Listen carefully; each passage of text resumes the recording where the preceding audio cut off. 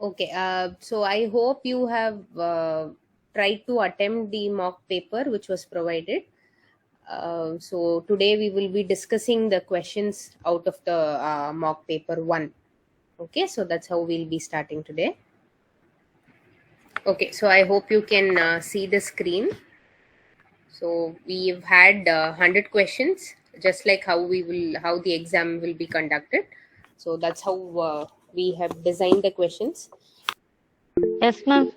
Okay, yeah, fine. Okay, Yes. fine. Okay. So, few questions we've already discussed in our previous class, but we shall still try to reiterate it. The questions have been, if you see there is a repetition in question, that means it has been important. It has come over plenty of times, so that is why we have repeated the questions. Okay, so poorly manufactured tablets may have small pin-sized holes on the surface. The phenomenon is called. So I think this one also we discussed. So do I have answers from anybody? Molting. Molting or mottling? Yes, so it is mottling.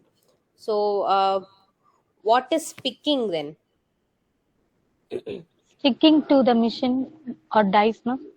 No, not exactly, not to the mission, but picking they usually say when there are two or more tablet forms which are sticking together, and it is mostly sticking towards the logo, if at all they have any logo or name of the drug, or there may be a partition in the drug also, right?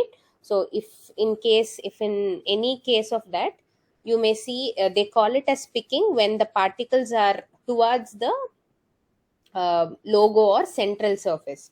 So that is called picking. Leaching is actually, we do not have an exact phenomenon called leaching. So it is more of chemical substances which are being degraded away from the tablet or any capsule form, not capsule, tablet form. And cracking is, we can see, just as the name suggests, small cracks which is seen on the tablets or on the peripheral surfaces. You may see a removal or any loss of a particle. Okay, so you may not see a uniform size of the tablet, so that is called as the cracking. So the answer for this is mottling. Okay, yeah. So next question. The Pharmacy Council of India is constituted by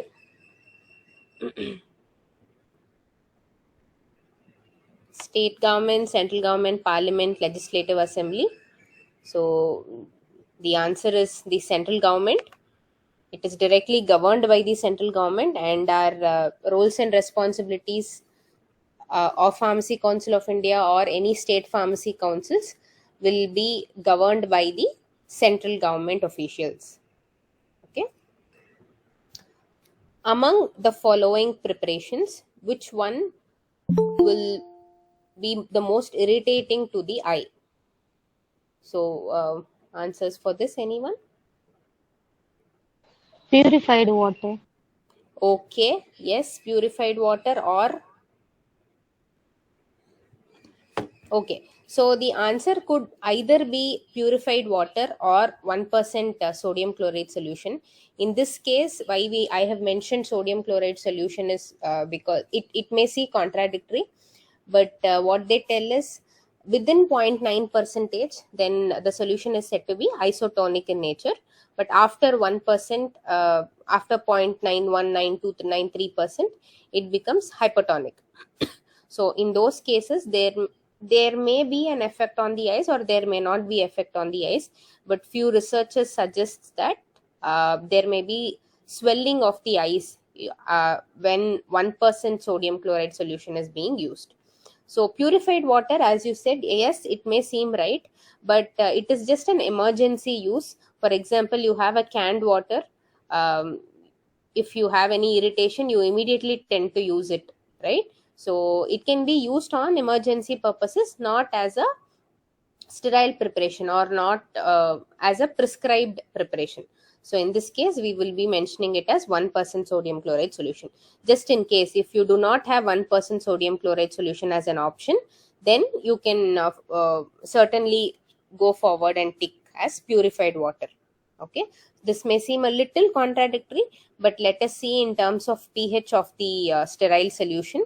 So that should come into our mind, especially when it is ophthalmic or ear related preparations. Okay, fine. So let's move on to the next question. Okay, which of the following diseases can be transmitted by blood? Hepatitis B, HIV, syphilis, or all of the above? All of the above, ma'am. All of the above. Okay, yes, so it is all of the above. Any contact with blood related products of from these diseases can cause can transmit the disease. Okay, fine. So let's move on to the next one. Pyrogens present in containers can be destroyed by heating the containers at, I think we discussed this last class also. So if you remember, you'll be able to Yes, answer. ma'am. Prabhu has told Yes. C. Okay, yes, Priyadarshini? Yes. Yes, ma'am. Last class we discussed this one, We ma'am. So you discussed said it. 210 degrees Celsius for 4 hours because pyrogen will heat destroyed at a more temperature. Correct. Okay, so that is a justification for the answer. So the answer is 210 degrees Celsius for 4 hours. Okay, so I just have one thing to tell you here.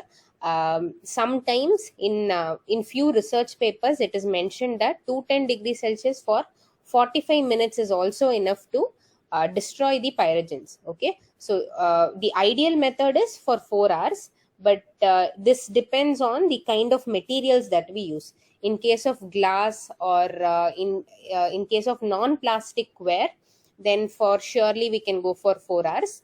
But if specifically they have mentioned about the material used, then we will have to look forward for the options. If at all 45 minutes is provided, and if there is any specific mentioning of the container, just be careful to answer it. Okay, so it should pyrogens means it is not 120 degree, it is always 210 degree. It's mostly 4 hours, but if it is plastic wares, then it will be 45 minutes. Okay, the loading dose of a drug is based upon the time taken for complete elimination, percentage of drug excreted unchanged, percentage of drug bound to plasma protein, apparent volume of distribution, and desired drug concentration. So what may be your answer? Option B, ma'am. Option? Apparent volume of distribution Okay, and okay, desired drug concentration.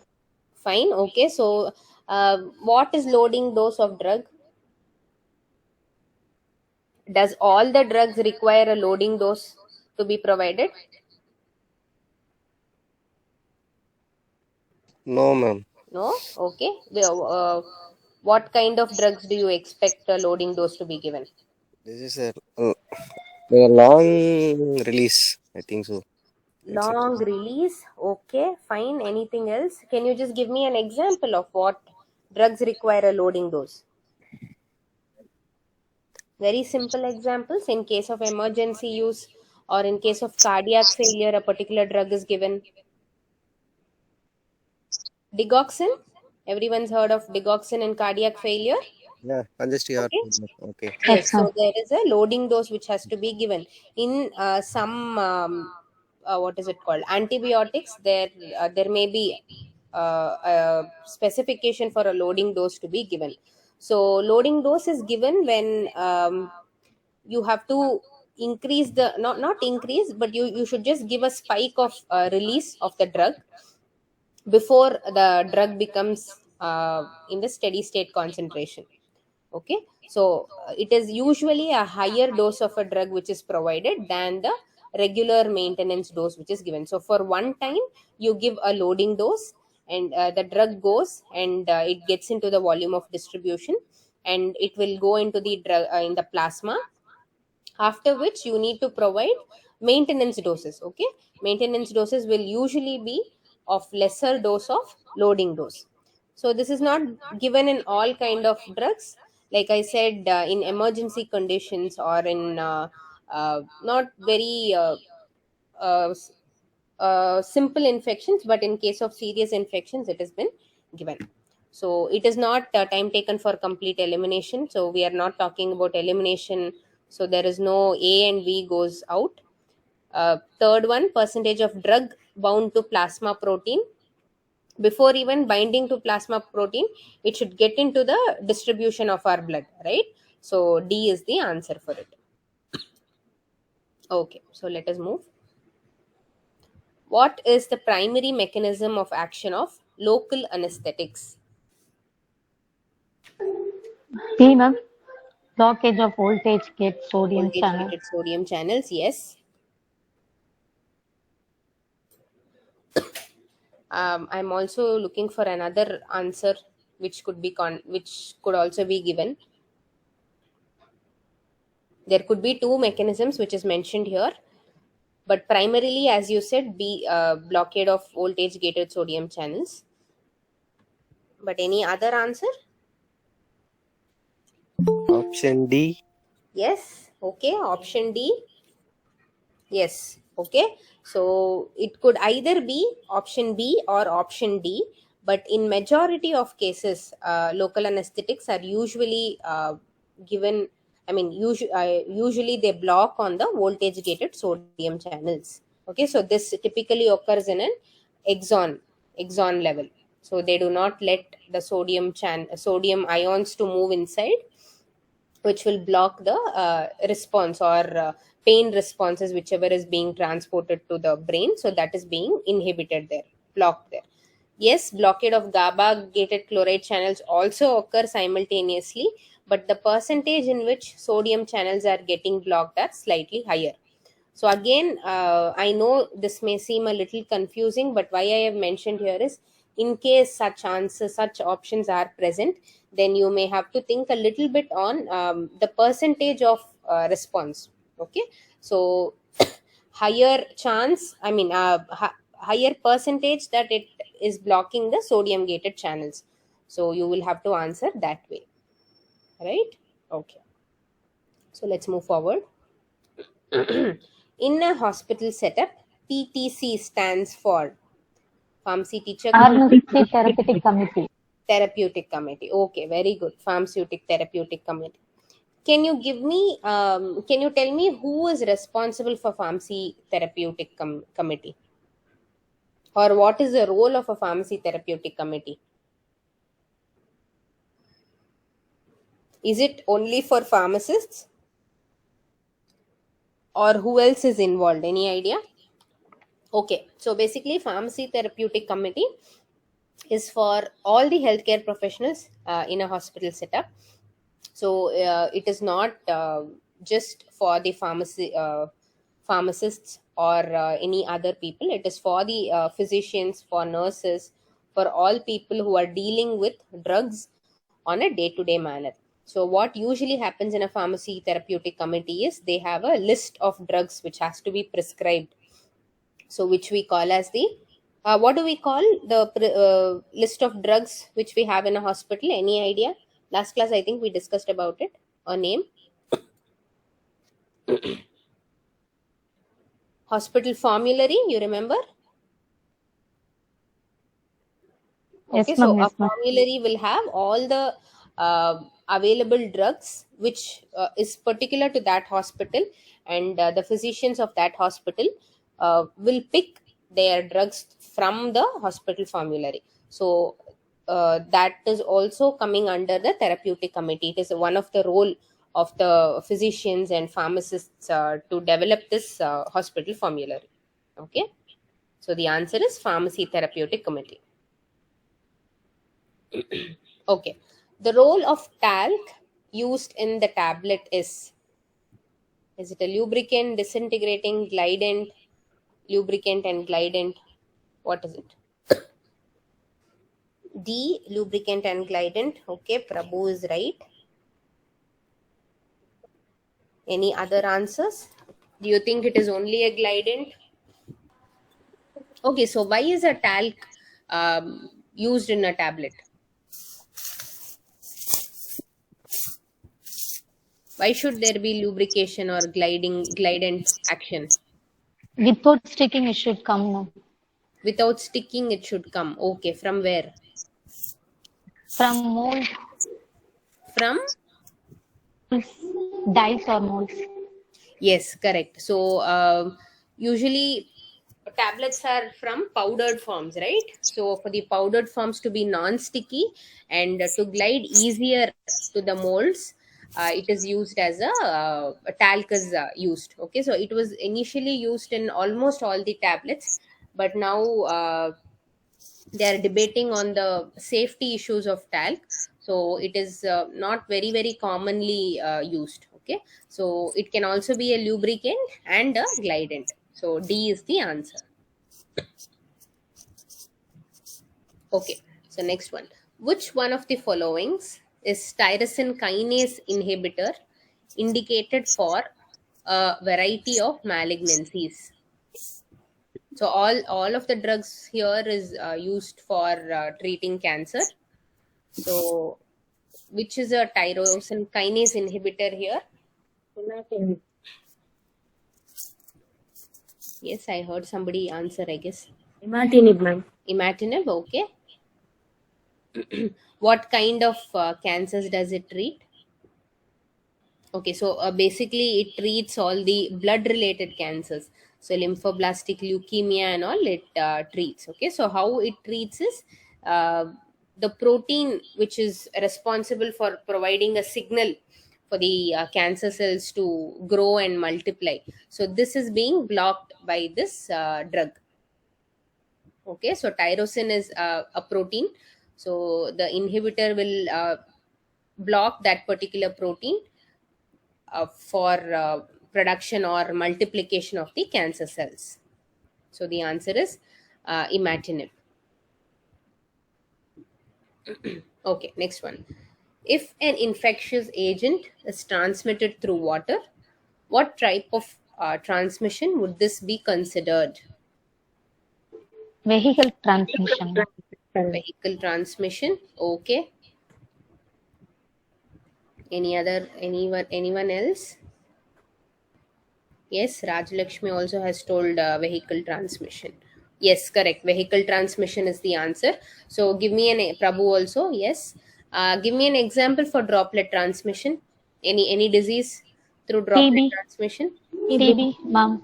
Common cold. Yes. Common cold. Cold. Yes, very good. Common cold is through droplet transmission.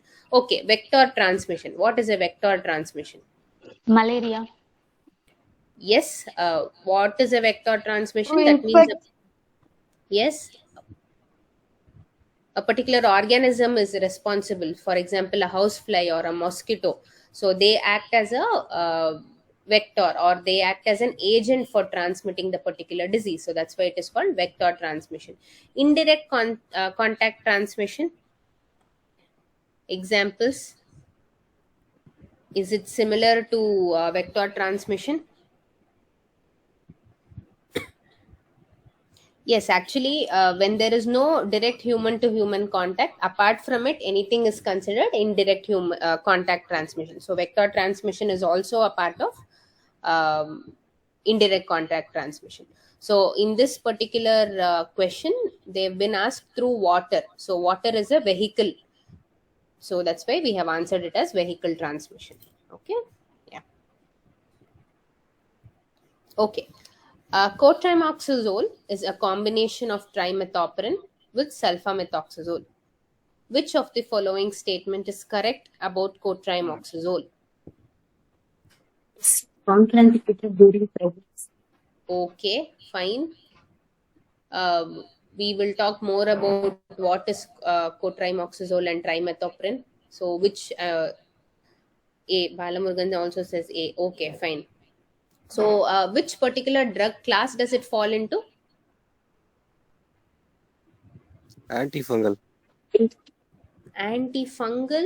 Are you sure it is antifungal? Antibiotic. Just antibiotic? Just remember sulfamethoxazole. Then which class will it fall into? We have the name sulfa in front.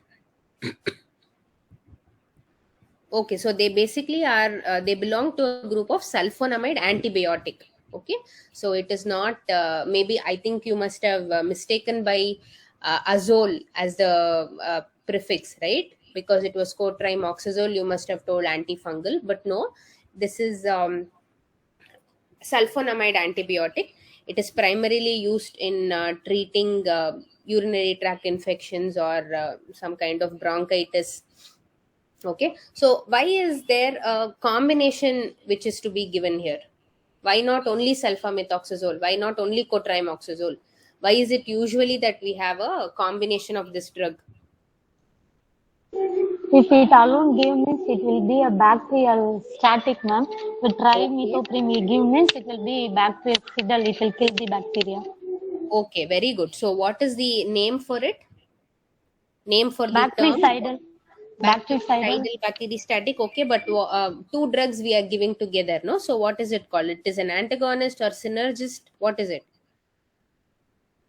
Synergistic. Antagonist. Yes. Synergistic. No, Sorry, antagonist synergistic. is opposite of it. Okay, it is synergistic.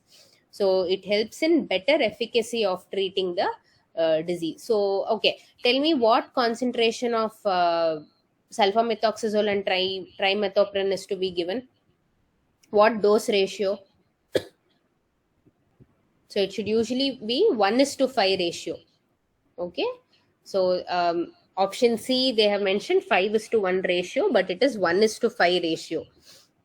Okay, so one part of trimethoprim and 5 parts of sulfamethoxazole.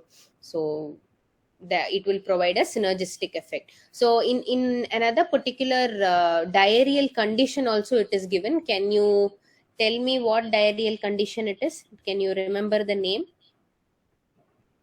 Okay, so in case of traveler's diarrhea, this combination of drug is very helpful. Not in common diarrhea, but in case of traveler's diarrhea. Okay, so out of all these options here, yes, cotrimoxazole is contraindicated during pregnancy. Okay, let's move on. Hospital-acquired infections are called Nosocomial infections. Nosocomial infection. Yes, okay, very good. Right, answer is right. So, what are primary infections? It's just a normal infection that we get. So, we acquire some bacteria or some germ and we develop a fever or cough or cold. It is a primary infection. What is a secondary infection? When a primary infection is being treated, you develop another infection. So, that is called a secondary infection. So, what about latent infection? Any idea what is latent infection? Okay, so latent infection is basically where you have the germs or microorganism within you for a longer duration of time, wherein there will be no symptoms which is being produced. So, it is more of symptomless infection. For example, you have chicken pox, varicella zoster. Okay, so it may be present in your body, but so it is in its latent phase, it is not in its active phase. Okay, so when it is activated is when you will start having those pustules, and sometimes it may result in fever. Okay, so that is called a latent infection. So but hospital acquired infections are called nosocomial infections. Okay, what is the common nosocomial infection in hospitals? Very common one. Pneumonia. Okay, hospital acquired pneumonia is a very common nosocomial infection, especially from the intensive care units. Okay, yes, let's move forward. Which of the following neurotransmitter is formed on demand and it is acted immediately?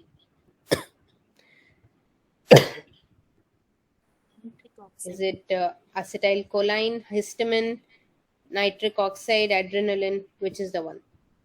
Nitric oxide. Nitric oxide. Nitric oxide. Nitric oxide. Okay, can you tell me why it is nitric oxide? Because it is acetylcholine. Yes. Sorry, I didn't get you. Can you be clear? It release acetylcholine. Yes, so it can be considered as a precursor also, one of the precursor. So it is not present in all the time.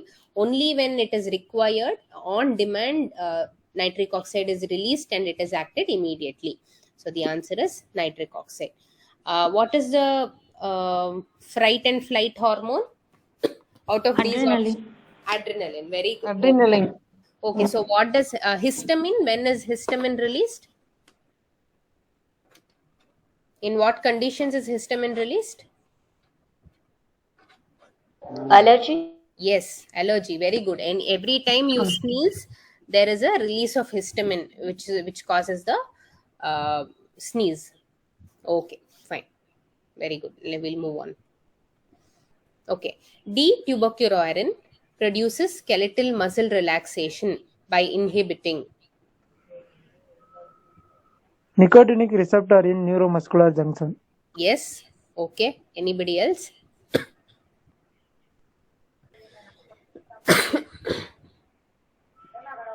Why is it basically used? In which condition is it used? Skeletal muscle relaxation. Yes. Okay. Earlier, it was used with a particular drug type. Which is it? Can you remember? Non-depolarizing blocker. Okay, but for a particular indication, it was being used. It is still being used. Yes. In surgery. Yes. What in surgery?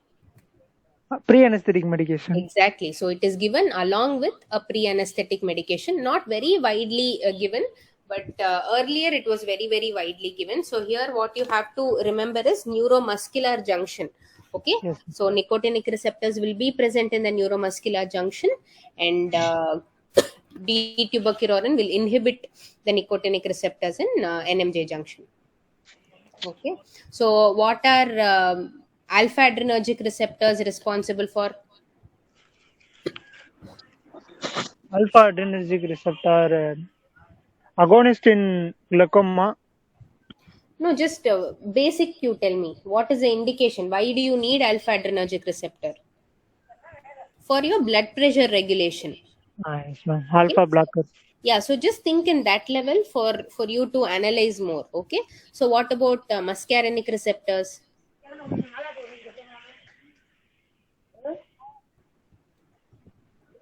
So nicotinic and muscarinic receptors both are in parasympathetic nervous system. So in case of any secretions, they are helpful. What about ganglionic? They are again helpful in both sympathetic and parasympathetic nervous system. Okay, so they are especially present in the head, neck, and your pelvic organs. So the next question we'll move on to. Which of these does not contribute to development of antibiotic resistance?